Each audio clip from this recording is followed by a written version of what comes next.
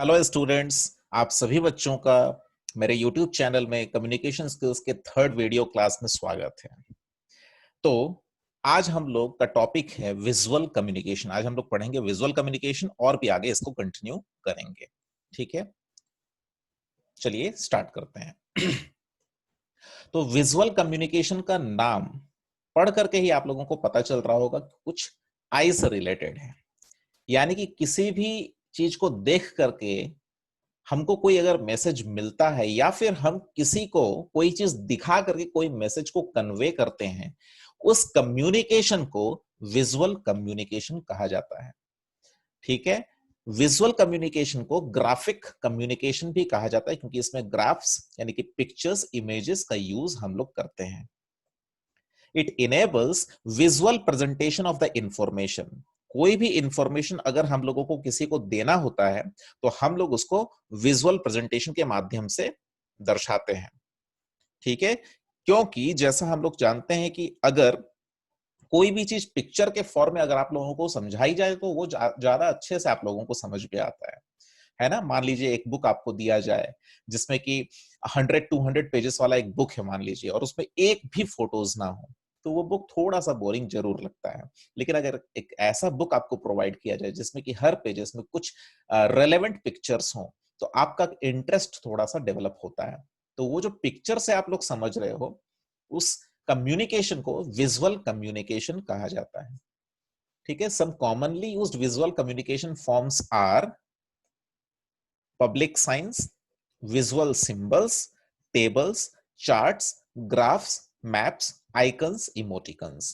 क्योंकि ये सारे के सारे को देख करके ही हम लोग कुछ समझते हैं। ठीक है, आइए देखिए अभी मैं कर क्या रहा हूं। अभी मैं इमेजेस के माध्यम से ही आप लोगों को समझाने की कोशिश कर रहा हूं। जैसे आप लोग सबसे पहला फिगर में देख सकते हैं कि यहाँ पे ये ग्राफ है ना। इसको देख करके हमें पता चल रहा है कि एक्स एक्सिस में एज है और वाई एक्सिस में परसेंटेज है।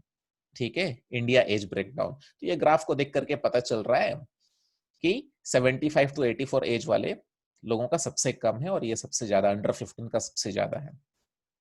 ठीक है, तो यहाँ पे ग्राफ से हम लोग कुछ समझ पा रहे हैं, कोई कुछ मैसेज हम लोगों को दिया जा रहा है। फिर यहाँ पे ये देखिए पब्लिक सिंबल्स हैं। फिर ये मैप ऑफ द इंडिया है, sorry map of the India बोल रहा हूँ, मैप ऑफ द वर्ल्ड है। ठीक है, उसके बाद फिर यहाँ पर सोशल मीडिया के कुछ आइकन्स हैं। कोई भी देख के बता सकता है कि ये ट्विटर का सिंबल, ये फेसबुक का, इंस्टाग्राम का है ना, ये व्हाट्सएप का है, यूट्यूब का है।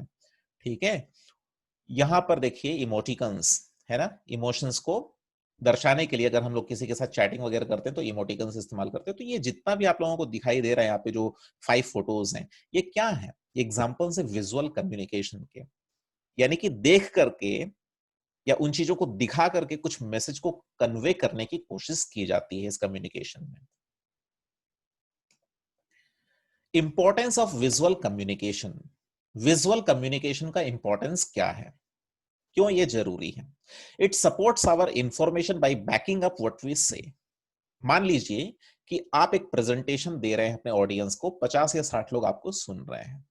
अब आप सिर्फ अगर बोलते जाएंगे या सिर्फ रिटन टेक्स्ट अगर दिखाते जाएंगे तो हो सकता है कि उन लोगों को 100% समझ में ना आए। तो आप जो इंफॉर्मेशन उन लोगों को दे रहे हैं उसको ये सपोर्ट करता है क्या? वो जो इमेजेस, जो पिक्चर्स, जो ग्राफ्स, जो चार्ट्स आप अपने ऑडियंस को दिखाएंगे। सेकेंड पॉइंट है, it clarifies the meaning of our discussion, चाहे वो ओरल हो या रिटन हो। ठीक है, हम जिस मुद्दे पर डिस्कशन कर रहे हैं उसके मतलब को क्लैरिफाई करता है, ज्यादा क्लैरिटी प्रोवाइड करता है। It allows gain and regain of our audience's attention. यानी कि मान लीजिए कि एक बंदा अगर बोलते जा रहा है 1 घंटे से लगातार, तो हो सकता है कि ऑडियंस का ध्यान यहां वहां हो जाए। ठीक है, लेकिन अगर आप पिक्चर्स के फॉर्म में, अगर पिक्चर्स की मदद से अगर कुछ किसी को कुछ समझाएंगे तो चांसेस बहुत ज्यादा है कि आपकी ऑडियंस का ध्यान आप आकर्षित कर पाएंगे। फोर्थ नंबर पॉइंट है, it adds variety to our written और ओरल प्रेजेंटेशन। ठीक है, हमारे रिटन और ओरल प्रेजेंटेशन में ये थोड़ा और एडिशनल फीचर प्रोवाइड करता है और वैरायटी को ऐड करता है, ज्यादा इफेक्टिव हो जाता है हमारा रिटन या फिर ओरल प्रेजेंटेशन। डिसएडवांटेज क्या है विजुअल कम्युनिकेशन का, आइए उसको भी देख लेते हैं। Limited scope. All the topics और subject matters cannot be presented through visual communication, है ना, सारे के सारे टॉपिक्स। जैसे देखिए अभी भी मैं आप लोगों को प्रीवियस स्लाइड और इस स्लाइड में जो बताना चाह रहा हूं, खाली इमेजेस दिखा दिखा करके थोड़ी बता पाऊंगा, कुछ तो लिखना होगा, कुछ तो कहना होगा, है ना। नहीं तो मैं यहाँ पे कुछ कह क्यों रहा होता, या फिर ये सारे रिटर्न चीजें क्यों आपको दिखा रहा होता, फोटो ही दिखा देता और आप लोग समझ जाते हैं। तो इसका लिमिटेड स्कोप है ना। तो सारे के सारे टॉपिक्स और सब्जेक्ट मैटर्स को हम लोग विजुअल कम्युनिकेशन के माध्यम से प्रेजेंट, है ना, नहीं कर सकते हैं। To brief, a complete and detailed information cannot be displayed through this communication method. अगर किसी चीज की कंप्लीट जानकारी किसी को देनी हो, डिटेल्ड जानकारी देनी हो, तो फिर इस कम्युनिकेशन मेथड के माध्यम से वो पॉसिबल नहीं है। नॉट इजी टू अंडरस्टैंड, जैसे ड्राइंग हो गया, ग्राफ्स हो गया, चार्ट्स और सिंबल्स में not convey any message to people who do not have specialised knowledge. जैसे कि अभी पिछले स्लाइड में मैंने आप लोगों को ग्राफ दिखाया था, एक्स एक्सिस वाई एक्सिस। तो जो एजुकेटेड होगा, जो पढ़ा लिखा होगा, या जिसको वो टेक्निकलिटीज के बारे में पता होगा, उसको वो ग्राफ को देख करके या चार्ट को देख करके समझ पाएगा।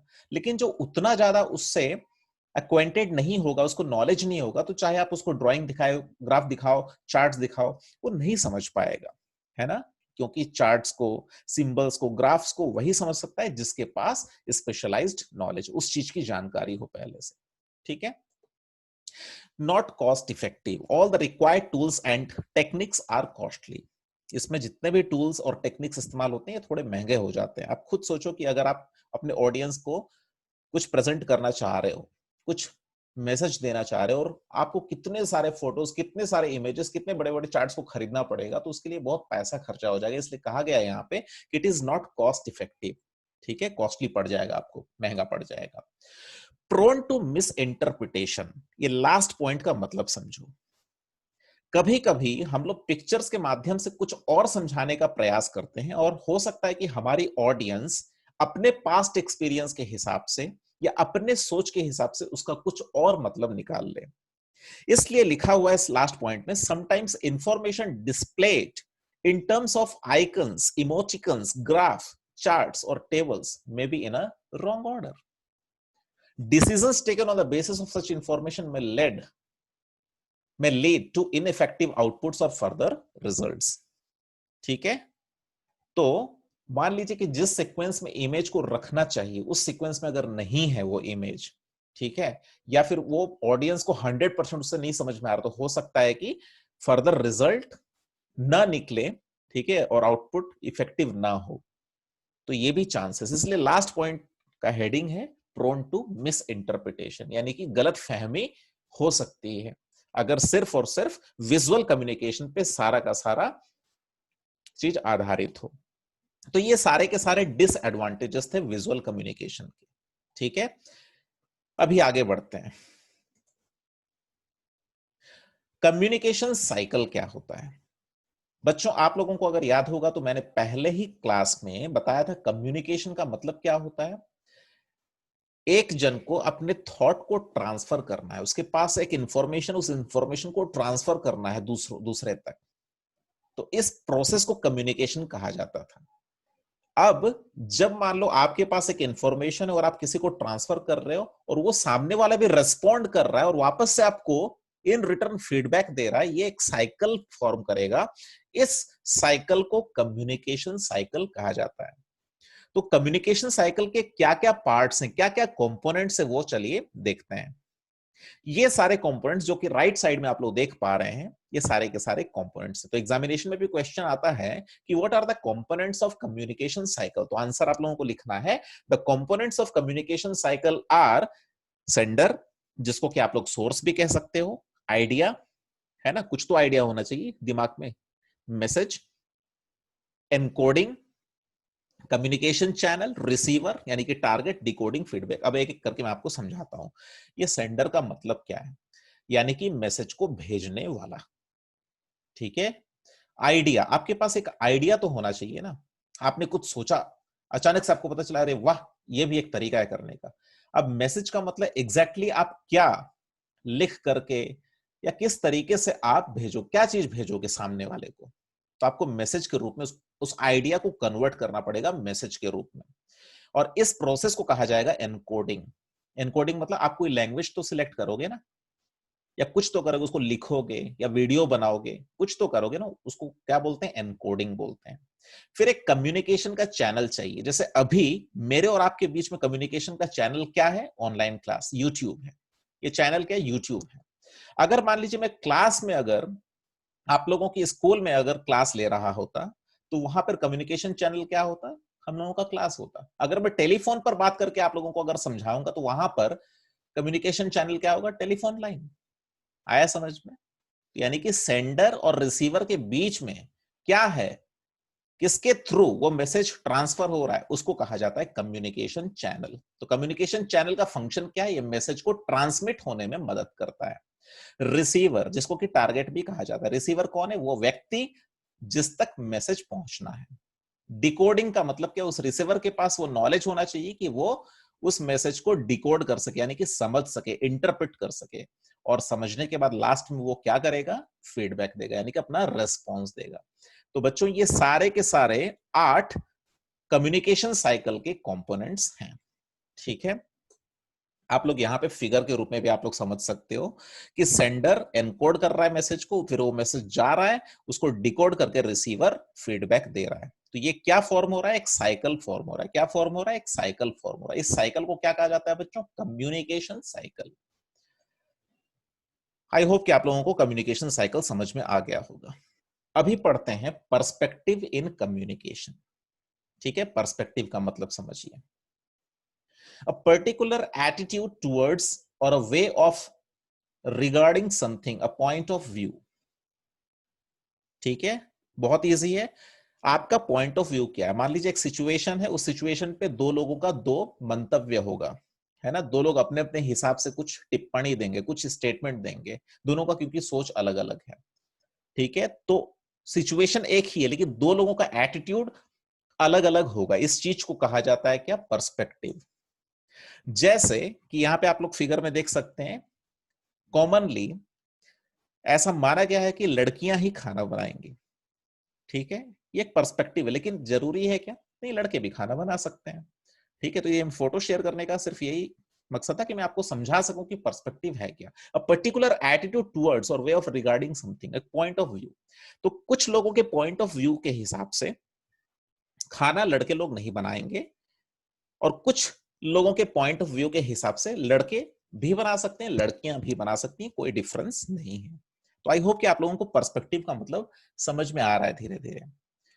अब देखिए, इससे तो आप लोगों को क्लियर पता चल जाएगा कि कम्युनिकेशन पर्सपेक्टिव होता क्या है। देखिए, कम्युनिकेशन पर्सपेक्टिव एग्जामिन करता है, क्या एग्जामिन करता है, मैसेज किस तरीके से ट्रांसमिट किया गया है, वो सामने वाले के ऊपर क्या असर डालेगा,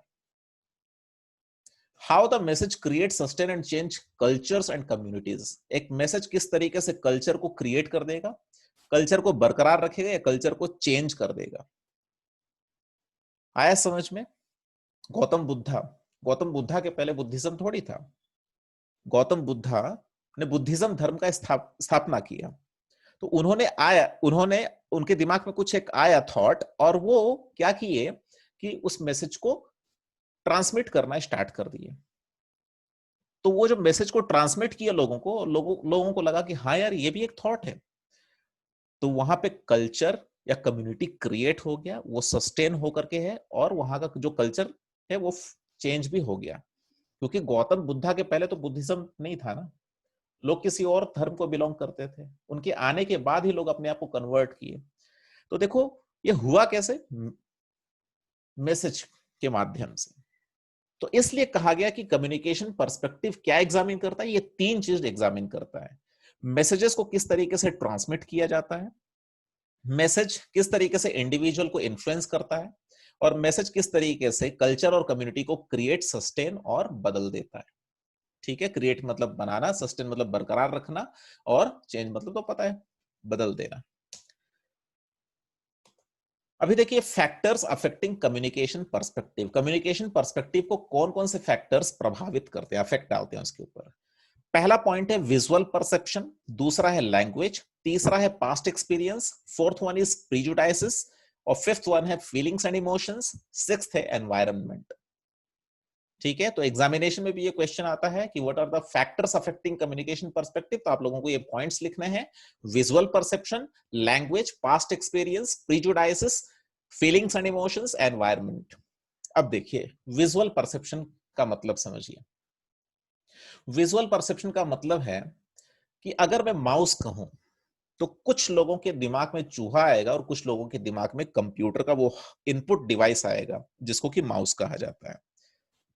ठीक है, तो अपने अपने पास्ट एक्सपीरियंस के हिसाब से आदमी जिन चीजों को देखा होता है उसके ब्रेन में स्टोर होता है और अपने एक्सपीरियंस के हिसाब से वो उस चीज को इमेजिन करने की कोशिश करता है। इस चीज को विजुअल परसेप्शन कहा जाता है और ये वन ऑफ द फैक्टर है जो कि क्या पर्सपेक्टिव को के ऊपर असर डालता है, अफेक्ट करता है।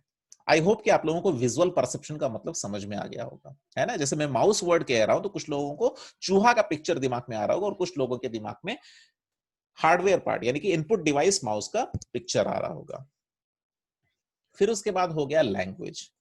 अभी लेफ्ट साइड में आप लोग पढ़िए, लेटर पढ़िए, कोशिश कीजिए। आप कर सकते हैं, बिल्कुल कर सकते हैं, कोशिश कीजिए। नहीं होगा ना? क्यों नहीं होगा? क्योंकि ये लैंग्वेज हमें पता नहीं है। ठीक है, लेकिन राइट साइड में अगर आप लोग देखेंगे ये लेटर हम लोग पढ़ सकते हैं। छुट्टी, अवकाश के लिए आवेदन पत्र, दिनांक, सेवा में प्राचार्य, इस तरीके से डॉट डॉट डॉट हम लोग पूरा पढ़ सकते हैं। तो लैंग्वेज भी कहीं ना कहीं पर्सपेक्टिव को अफेक्ट करता है। ठीक है, तो यहां पर विजुअल परसेप्शन लैंग्वेज का तो मैंने एग्जांपल दे दिया और बाकी पॉइंट्स आप लोग खुद भी समझ सकते हो और मैं चलो समझा भी देता हूं। पास्ट एक्सपीरियंस मतलब हर किसी के जीवन में कुछ ना कुछ चीज घटित होता है जिसको कि पास्ट एक्सपीरियंस कहा जाता है। जैसे मेरे लाइफ में मेरे पास्ट में कुछ चीजें घटित हुई हैं, बहुत सारे सिचुएशंस आए मेरे लाइफ में और उन सिचुएशंस के अंदर मेरा अपना तरीका रहा है उनको डील करने का और मेरा अपना एक्सपीरियंस बना है। अब फ्यूचर में अगर कुछ उसी तरीके का सिचुएशन अगर आता है तो मैं अपने पास्ट एक्सपीरियंस के हिसाब से ही डिसीजन लूंगा। आया समझ में? तो ये कभी कभी क्या होता है, कभी कभी कम्युनिकेशन पर्सपेक्टिव पर असर डालता है। ठीक है, क्योंकि दो व्यक्ति लोगों का पास्ट एक्सपीरियंस डिफरेंट होने की वजह से दोनों का एटीट्यूड टुवर्ड्स वर्किंग भी डिफरेंट हो सकता है। ठीक है, अब प्रीजुडाइसिस का मतलब समझिए। हिंदी में प्रीजुडाइसिस का मतलब होता है पूर्व धारणा, यानी कि पहले से ही पूर्व धारणा बना लेना कि ये ऐसा ही होगा, है ना। वो लोग चेंज को एक्सेप्ट नहीं कर पाएंगे। इसको बोलते हैं प्रीजुडाइसिस, यानी कि पूर्व धारणा, पहले से मान लेना कि ये ऐसा ही है ना। एक्सपेरिमेंट करने के लिए भी तैयार नहीं रहना। फीलिंग्स एंड इमोशंस, जो व्यक्ति इमोशनली थोड़ा सा वीक है वो ठीक से डिसीजन नहीं ले पाता है। जो इमोशनली थोड़ा सा स्ट्रांग है वो ठीक से डिसीजन ले पाता है, उसका डिसीजन करेक्ट होता है। ठीक है, एनवायरनमेंट, अगर एनवायरनमेंट अगर आपका कैसा है, नॉइजी है कि कंडक्टिव है, अच्छा है कि बुरा है, वो भी आपका कम्युनिकेशन पर्सपेक्टिव पर अफेक्ट करता है। ठीक है, तो ये तमाम फैक्टर्स हैं जो कि कम्युनिकेशन पर्सपेक्टिव को अफेक्ट करते हैं। अगर आप लोगों को नहीं समझ में आया, इसका मतलब है कि पर्सपेक्टिव जब मैं समझा रहा था पिछले स्लाइड में उसका मतलब आप लोगों ने समझने की कोशिश नहीं की। पहले तो फिर से जाइए, वीडियो को थोड़ा सा पीछे कीजिए और पर्सपेक्टिव को फिर से समझने की कोशिश कीजिए, फिर आइए इस पार्ट में जिसका हेडिंग है फैक्टर्स अफेक्टिंग कम्युनिकेशन पर्सपेक्टिव। ठीक है, नेक्स्ट वीडियो में हम लोग डिस्कशन करेंगे बेसिक राइटिंग स्किल्स के ऊपर। ठीक है, बेसिक राइटिंग स्किल्स का इंपॉर्टेंस क्या है। Writing skills play an important role in your career as all formal communication is done in a written format in any organization, big or small. आप आज पढ़ाई क्यों कर रहे हो? क्योंकि फ्यूचर में आपको या तो बिजनेस करना है या तो कहीं पे नौकरी करनी है ना। कुछ ना कुछ तो करना है जिससे कि आप लोग पैसा अर्न करोगे, अपने फैमिली को संभालोगे, सोसाइटी को कुछ कंट्रीब्यूट करोगे। तो कहीं ना कहीं तो आपको काम करना पड़ेगा। आप किसी ऑर्गेनाइजेशन में काम करोगे, चाहे वो कितना भी बड़ा क्यों ना हो, कितना भी छोटा क्यों ना हो, तो हर ऑर्गेनाइजेशन में लिखित रूप में आपको आना चाहिए कि हाँ इस चीज को मैं किस तरीके से कम्युनिकेट कर पाऊंगा, लिख करके, रिटन, जैसे लेटर किसी को सेंड करना, ईमेल किसी को सेंड करना। तो इसलिए इस चैप्टर में बेसिक राइटिंग स्किल्स के ऊपर भी फोकस किया गया है। चाहे आप किसी भी ऑर्गेनाइजेशन मूव कर जाइए, राइटिंग स्किल्स आपके पास होना बहुत जरूरी है और यही करेक्ट एज है राइटिंग स्किल्स को एक्वायर करने का। Important aspects that the sender of the written message need to keep in mind: use correct grammar, select right words, form easy sentence structure. अगर किसी को रिटर्न मैसेज अगर send करना है तो किन बातों का ध्यान उसे देना पड़ेगा, उसे ग्रामर करेक्ट यूज करना पड़ेगा, राइट वर्ड्स का इस्तेमाल करना पड़ेगा और इजी सेंटेंस को स्ट्रक्चर देना पड़ेगा, यानी कि उसको इजी सेंटेंस बनाना पड़ेगा। वो जो सेंटेंस का जो स्ट्रक्चर चूज करेगा उसको इजी करना पड़ेगा ताकि लोगों को समझ में आए। अब मान लीजिए आप इतना हार्ड लिखे हो लेकिन सामने वाले को समझ में अगर नहीं आ रहा है तो फायदा क्या। इसलिए जब भी हम लिखते हैं या जब भी किसी से कम्युनिकेट करते हैं तो कोशिश ये हमारी होनी चाहिए कि सामने वाले को 100% समझ में आ जाए। ठीक है। Topics under basic writing skills जो कि नेक्स्ट वीडियो में हम लोग देखेंगे वो है phrase, kinds of sentences, parts of speech, use of articles, paragraph construction, और फिर इसके खत्म होते ही हम लोगों का कम्युनिकेशन स्किल्स का चैप्टर खत्म हो जाएगा। आई होप कि आप लोगों को समझ में आ रहा होगा वीडियो। अगर आप लोगों को कोई भी डाउट्स अगर है तो आप लोग मुझे कॉल कर सकते हैं, व्हाट्सएप कर सकते हैं, कमेंट सेक्शन में लिख सकते हैं। मैं आप लोगों के डाउट्स को पक्का क्लियर करने की कोशिश करूंगा। Thank you so much for attending my class. Bye bye. God bless all of you.